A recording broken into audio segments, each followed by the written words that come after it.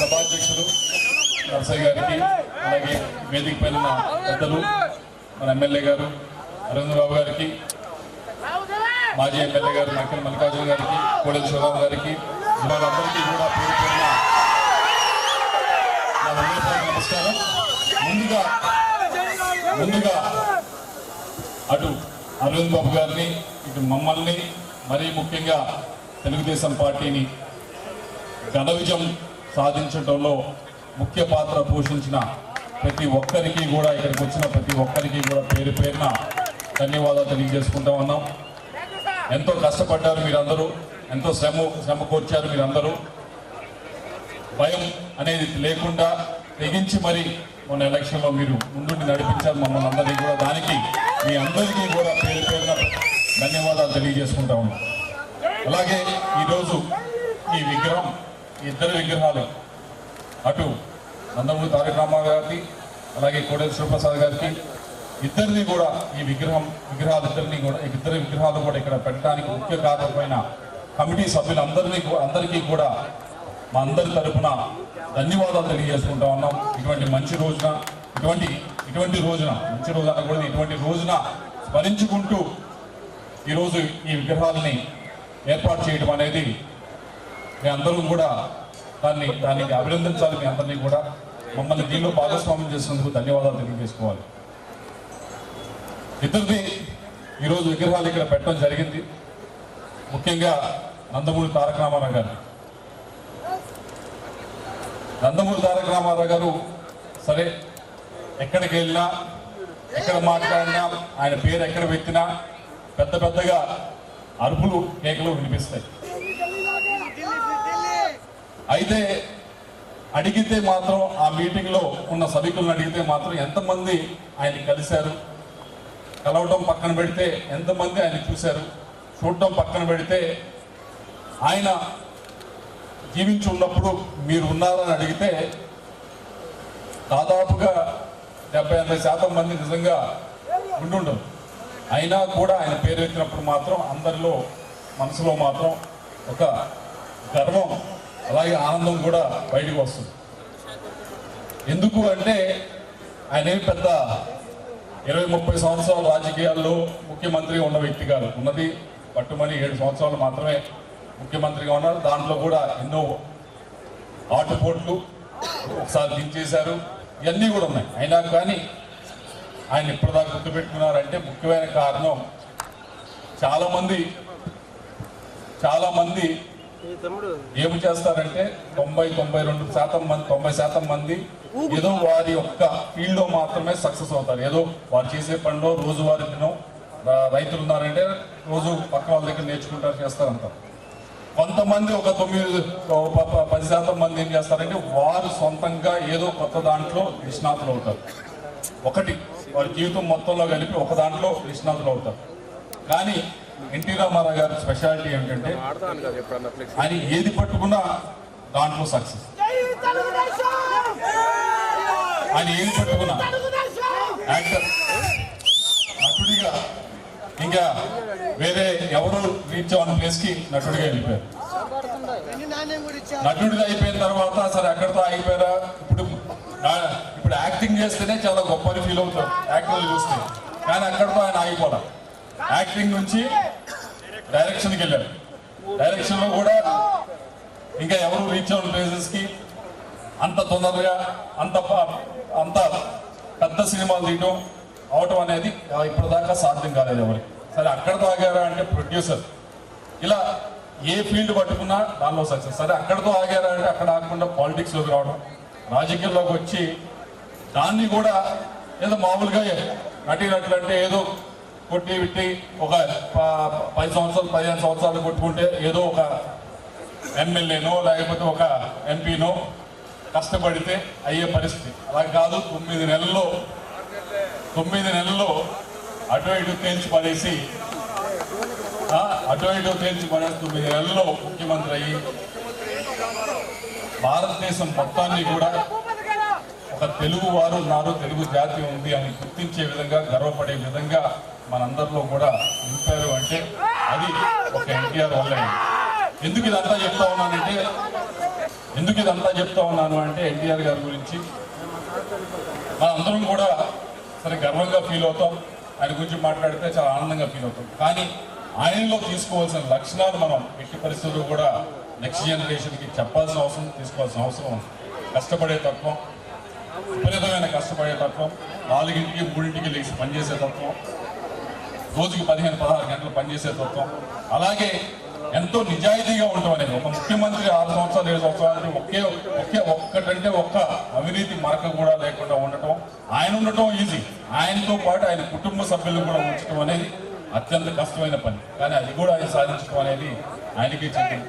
ఇలా వీటితో పాటుగా కష్టపడటం, అవినీతికి దూరంగా ఉండటం, వీటన్నిటితో పాటుగా ఎవరికైతే అప్పటిదాకా కొంతమందికి మాత్రమే, కొన్ని వర్గాలకు మాత్రమే రాజకీయం అంటే ఉంది, మిగతా వారికి రాజకీయం అన్నా కానీ దాంట్లో ఉండే ఆ పవర్ని కానీ చాలా దూరంగా ఉన్న వాళ్ళకి దగ్గరికి వెళ్ళి ఇదిగోండి బీసీలకి, ఎస్సీలకి, వీరందరికీ కూడా ఇదిగో మీరు కూడా రావాలి రాజకీయాల్లోకి అని చెప్పి తీసుకొచ్చిన వ్యక్తి, 10 మందిని ముందుకు కలిపి ముందుకు తీసుకొచ్చి కష్టపడి ముందుకు తీసుకొచ్చిన వ్యక్తి నందమూరి తారక రామారావు గారు. అటువంటి వ్యక్తిని మనం ఈరోజు స్మరించుకోవాలి. ఎందుకు స్మరించుకోవాలి అంటే వాటిని మనం కూడా ఏదో ఇప్పుడు గెలిచాము కాబట్టి ఆనందంగా ఉండటం అనేది సహజం. ఆనందంతో పాటుగా వారు చూపిన దారిని మరింతగా మనం ముందుకు తీసుకువెళ్లాల్సిన అవసరం ఉంది. తీసుకువెళ్ళాలంటే వారు ఆలోచనల్ని ముందుకు తీసుకెళ్ళాలి. మనం గుర్తుంచుకోవాలి, కేవలం ఏదో గెలిచామంటే ఏ ఒక్కరితోనో గెలిచింది కాదు ఇది. ప్రతి ఒక్కరూ కూడా 10 మంది కలిసి చెయ్యి వేస్తే ఈరోజు గెలవడం జరిగింది. కాబట్టి వచ్చే 5 సంవత్సరాలు కూడా గుర్తుంచుకొని మనం కష్టపడి పని చేస్తేనే మనం అందరం కూడా మళ్ళీ 2029 ఎలక్షన్కి వెళ్ళినా కానీ మన అందరం కూడా 10 మందిని కూడా ఈ దీంట్లో భాగస్వామ్యం చేస్తేనే మనందరం కూడా సక్సెస్ అవుతాం. దానికి మీరు అందరూ కూడా అది గుర్తుంచుకొని ముందు సాగాలని చెప్పి కోరుతూ, అలాగే మరో వ్యక్తి ఈరోజు చాలా మామూలుగా అయితే ఇందాక చెప్పాను కదా మీటింగ్లో తారక రామారావు గారి పేరు ఎత్తితే చాలా మంది గట్టిగా అరుస్తారు. కానీ ఈరోజు నరసింహపేటలో ఈరోజు శివప్రసాద్ గారి పేరు ఎత్తితే ఈరోజు కాదు, శివప్రసాద్ గారి పేరు ఎత్తితే ఇటువంటి భావోద్వేగం ఈరోజు వస్తూ ఉంది అంటే అది కూడా ఈ రోజుల్లో రాజకీయ నాయకులు అనేవారు వారు అధికారం నుంచి బయటికి వెళ్ళిపోయిన తర్వాత గుర్తుపెట్టుకోవడం అనేది, ప్రజలు గుర్తుపెట్టుకోవడం అనేది చాలా అరుదు. అలా పక్కకి వెళ్ళిపోతారు, కొత్త వారు వస్తారు, కొత్త బ్లడ్ వస్తుంది, వెళ్ళిపోతాం. కానీ చనిపోయి 5 సంవత్సరాలు అయినా కానీ ఇప్పటికి కూడా ప్రతి ఒక్కరూ ఆయన్ని స్మరించుకుంటున్నారు, ఆయన గుర్తుపెట్టుకుంటా ఉన్నారంటే ఇందాక నా ముందు మాట్లాడిన వాళ్ళందరూ కూడా చెప్పింది కేవలం ఏదో సుదీర్ఘంగా రాజకీయంగా ఉన్నారు కాబట్టి గుర్తుపెట్టుకుంటారంటే కాదు. ఆయన రాజకీయంగా ఉన్నన్ని రోజులు కూడా పోరాటం చేస్తూనే ఉన్నారు. ఏ రోజు కూడా సుఖంగా ఈ రోజు హ్యాపీగా కూర్చున్నాము అని ఏ రోజు కూర్చున్న వ్యక్తి కాదు. నాకు గుర్తు 2019లో గెలిచిన తర్వాత సత్తెనపల్లి వెళ్ళాం. సత్తెనపల్లి వెళ్తే మామూలుగా రివ్యూ పెడతాం కదా, అదే రివ్యూలో ఇక్కడ ఏం వర్క్స్ ఉన్నాయి తీసుకురామని చెప్పండి. అడిగితే సార్ ఇక్కడ ఏం వర్క్స్ ఇవ్వండి అన్నారు.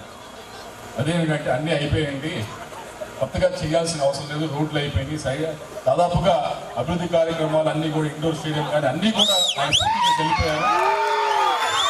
కాబట్టి కొత్తగా మీరు తీసుకుని సత్తెనపల్లిలో చేయాల్సిన అంత పెద్ద కొత్తవి ఏమీ లేవు అని చెప్పి చెప్పడం జరిగింది. దాన్ని బట్టి మా అందరూ అర్థం చేసుకోవాలి. ఏ విధంగా కేవలం రాజకీయం అంటే ఎలక్షన్ గెలవడం, గెలిచి మళ్ళీ ఎలక్షన్ దాకా మనం ఏదో సేర్ తిరగటం అని కాదు. ఎలక్షన్ గెలిచిన తర్వాత అందరినీ కలుపుకొని, ఇందాక శివరామ్ గారు చెప్పడం జరిగింది, అందరినీ పేర్లు అందరికీ చెప్పారు, ఎవరెవరు ఆయన అనుమానించినారు, అందరినీ కలుపుకొని అన్ని వర్గాల ప్రజల్ని కూడా కలుపుకొని మనం ఏ విధంగా అభివృద్ధి అనే దాన్ని చేసి చూపించాలి అని చేసిన వ్యక్తి. నర్సరావుపేటలో ఇప్పటికి కూడా రోడ్లు అయితే కానీ రోడ్లతో పాటుగా మరీ ముఖ్యంగా కోటప్పకొండ అంటే మొట్టమొదటిగా గుర్తొచ్చేది ఎవరి దగ్గరికి ఎక్కడికి వెళ్ళినా కానీ, ఏ ఊరు వెళ్ళినా కానీ అక్కడ హోటల్ గారు చేశారు. దానిలో కొద్దిగా ఒక 10% 20% మనం కూడా చేద్దాం అని చెప్పి ఆలోచించేవారే కానీ మరో వ్యక్తి ఉంది. ఏ అభివృద్ధి కార్యక్రమం ఈ ప్రాంతాల్లో చూసినా కానీ ఆయన మార్క్ అనేది తప్పకుండా ఉంటుంది. ఆయన శంకుస్థాపన చేసి దాని ముందు ఫండ్స్ తీసుకొచ్చి దాన్ని ముందు తీసుకెళ్ళిన ప్రతి ప్రాజెక్టులు కూడా ఆయన పేరు ఉంటుంది. అంటే రాజకీయం అంటే ఎలక్షన్ గెలిచి మళ్ళీ మనం దర్పం చూపించాము, మళ్ళీ ఎలక్షన్ వచ్చిన తర్వాత మళ్ళీ ఎలక్షన్ గెలుస్తామని కాకుండా ఎలక్షన్ గెలిచాము, మనం బాధ్యత ఉంది.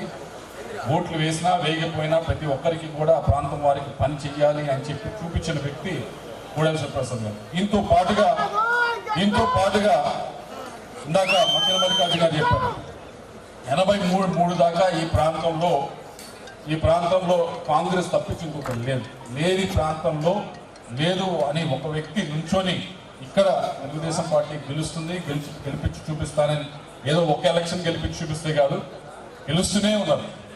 దాదాపు 1999 దాకా గెలుస్తూనే ఉన్నారు. తీసుకురావడం కుదిరింది అంటే ఏదో ఆషామాషి విషయం కాదు. మనం ఎలక్షన్ చేస్తాం, వీలు చేస్తాం. నేను 2 ఎలక్షన్ చేయడం జరిగింది. 5 ఎలక్షన్లు గెలవడం అంటే ఒకదాని తర్వాత గెలుస్తూ మరోవైపు మంత్రి పదవులు కానీ ఇవన్నీ కూడా చేస్తూ ముందుకు సాగడం అంటే ఆషామాషి విషయం కాదు. వీటన్నిటితో పాటుగా నాకు మరీ ముఖ్యంగా గుర్తుండిపోయే విషయం ఏమిటంటే కోడెల గారి గురించి ఏదైతే ఆ క్యాన్సర్ ఇన్స్టిట్యూట్ని ఆయన డెవలప్ చేశారు. చాలా చిన్న బేబీ లాగా ఎన్టీఆర్ గారు ఆయన చేతిలో పెట్టి వెళ్ళడం జరిగింది. చిన్న బిల్డింగ్ కట్టి చూసుకో అని చెప్పి పెట్టి వెళ్ళడం జరిగింది. ఈరోజు 2 రాష్ట్రాల్లో కూడా ఎవరికైనా క్యాన్సర్ అని తేలితే కనుక మొట్టమొదటిగా మైండ్లో గుర్తొచ్చేది బసవతారకం. ఒక ఇన్స్టిట్యూట్ని ఆ విధంగా డెవలప్ చేయడం అనేది, ఒక ఇన్స్టిట్యూట్కి పేషెంట్స్ వెళ్ళడం ఒకటి, పేషెంట్స్తో పాటుగా దేశంలో ప్రపంచంలో ఉన్న మంచి డాక్టర్స్ ఇక్కడికి వచ్చి పని చేయాలి అని ఆలోచన రేకెత్తించడం అనేది మరొకటి. ఇక్కడికి వచ్చి పని చేస్తే మంచి పేరు వస్తుంది అని ఆలోచన రేకెత్తించడం మరొకటి. అది చేయగలిగిన వారు కోడెల శివప్రసాద్ గారు. ఈ 2 విషయాలు మాత్రం పని రాక్షసుడు. రెండవది ఎప్పుడు పోరాటం, ఏ రోజు కూడా విశ్రమించింది లేదు, ఎప్పుడు కూడా సేద తీరిన వ్యక్తి కాదు. సేద తీరటం అంటే ఆయన ఒకటి మీ అందరికీ తెలిసిందే, సాయంత్రం మా ఇంటికి 2018 దాకా మా ఇంటికి వచ్చేవారు. 18 అక్టోబర్ దాకా మా ఇంటికి వచ్చేవారు. వారానికి 3 రోజులు. మీ అందరికీ తెలిసిందే, కార్డ్స్ ఆడటం అనేది ఆయనకి చాలా మనసుకి చాలా నచ్చిన విషయం. ఫ్రెండ్స్ అందరితో కూర్చొని మాట్లాడుతూ సరదాగా ఉంటాం అనేది. వారానికి 3 రోజులు వచ్చేవారు. వచ్చి సరదాగా మాట్లాడేవారు, అంతా చేయటం జరిగేది. కానీ అంతకు మించి పెద్దగా ఆయనలో ఇంకా వేరే ఎంజాయ్మెంట్ అనేది వేరే లేదు. ఎప్పుడు కూడా పోరాటం, పనిచేయటం. వీటన్నిటితో పాటుగా బసవతారకం, ఇది ఆయన లెగసీ. ఆయన ఎప్పటికీ కూడా ఒక స్టాంప్ వేసి వెళ్ళారంటే నసరాపేటకు కానీ, సత్తెనపల్లికి కానీ, బసవతారకం పైన కానీ ఆయన చేసిన దాన్ని మనం అందరం స్ఫూర్తిగా తీసుకొని దాన్ని మనం ముందుకు ఎలా తీసుకువెళ్ళాలి, ఆ అభివృద్ధి కార్యక్రమాలు ముందుకు ఎలా తీసుకువెళ్ళాలని చెప్పి మమ్మల్ని, నేను కానీ అరవింద్ బాబు గారు కానీ ఇక్కడ గెలిచి కూర్చున్నామంటే మమ్మల్ని కూడా ఆ విధంగా మీరు తొయ్యాల్సిన అవసరం ఉంది. ఏమైనా ఆయన పెద్ద ఆయన చేసి వెళ్ళాడు, మీరేం చేస్తారని చెప్పి మమ్మల్ని అడగవలసిన అవసరం ఉంది. మమ్మల్ని గట్టిగా పుష్ చేయాల్సిన అవసరం ఉంది. అది చేస్తారని చెప్పి మీ అందరినీ కూడా, మమ్మల్ని కాదు, మేమే కాదు, మీరు కూడా గ్రామాల్లో కూడా సర్పంచ్లు గెలుస్తారు, ఎంపీటీసీలు గెలుస్తారు, ఎంపీపీలకు గెలుస్తారు, జడ్పీటీసీలు గెలుస్తారు. గెలిచిన తర్వాత గెలిచాం కదా అని చెప్పి సమయాన్ని వేరే వాటికి కాకుండా కోడెల శివప్రసాద్ గారి దగ్గర తీసుకొని ఏ విధంగా ఆయన పనిచేశారో అదే విధంగా మీరు కూడా పని చేయడానికి ప్రయత్నించాలని చెప్పి మనందరినీ కూడా కోరుకుంటూ, మరొకసారి ఈరోజు ఈ కార్యక్రమంలో మమ్మల్ని భాగస్వామ్యం చేసిన కమిటీ సభ్యులందరికీ కూడా ప్రత్యేకంగా ధన్యవాదాలు తెలియజేసుకుంటూ, అలాగే ఏదైతే సత్తెనపల్లిలో ఆయన తారక రామాసాగర్ చేయడం జరిగిందో అక్కడ ఎన్టీ రామారావు గారి విగ్రహం పెట్టి, అటువంటిదే మనం ఇక్కడ నర్సరావుపేటలో కూడా ఇక్కడ మన వల్లభ చెరువులో మనం కనుక ప్లాన్ చేస్తే బాగుంటుందని నా ఉద్దేశం. దానికి కూడా కమిటీ సభ్యులు ముందుకు వచ్చి దాన్ని మీరు ముందుకు తీసుకువెళ్తే తప్పకుండా మేము కూడా దానికి సహకరించి దాన్ని కూడా ముందుకు తీసుకెళ్ళడానికి అన్ని ప్రయత్నాలు కూడా మేము చేస్తాము అని చెప్పి మీ అందరికీ కూడా మాట ఇస్తూ నాకు అవకాశం ప్రసాదించిన ప్రతి ఒక్కరికి కూడా ధన్యవాదాలు తెలిసి సెలవు తీసుకుంటాం.